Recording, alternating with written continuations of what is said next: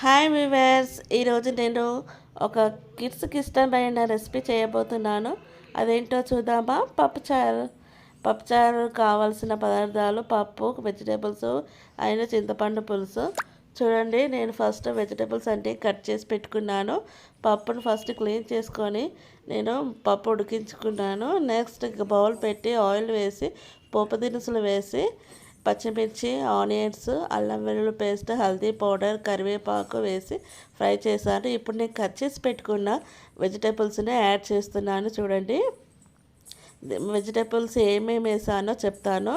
సోరకాయ, drum stick and carrot, potato, tomato వేసాను నేను. ఇప్పుడు ఆ వెజిటేబుల్స్ అనేవి త్వరగా మగ్గడానికి కొంచెం సాల్ట్ వేస్తున్నాను. మళ్ళీ తర్వాత మనం పులుసు మరుగుతుంటే అప్పుడు కొంచెం వేస్తాను. ఓకేనా? చూడండి, ఇప్పుడు వెజిటేబుల్స్ అన్నీ ఆయిల్లో ఫ్రై చేసుకున్నాను. ఇప్పుడు మనము చింతపులుసు నేను రసం చేసి పెట్టుకున్నాను, ఇప్పుడు యాడ్ చేశాను.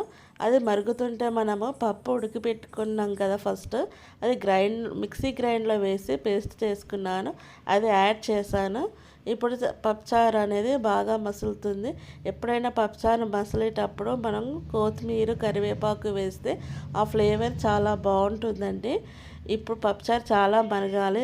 ఎంత మంచిగా మరిగితే అంత బాగుంటుంది పప్పుచారు. చూడండి, ఎంతో కలర్ఫుల్గా ఎంత బాగుంది పప్పుచారు. ఎంతో టేస్టీగా ఉంటుందండి.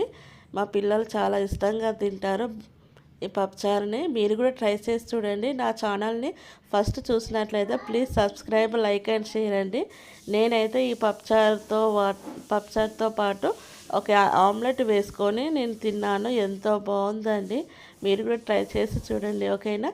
నెక్స్ట్ వీడియోతోటి మళ్ళీ కలుస్తాను. బాయ్.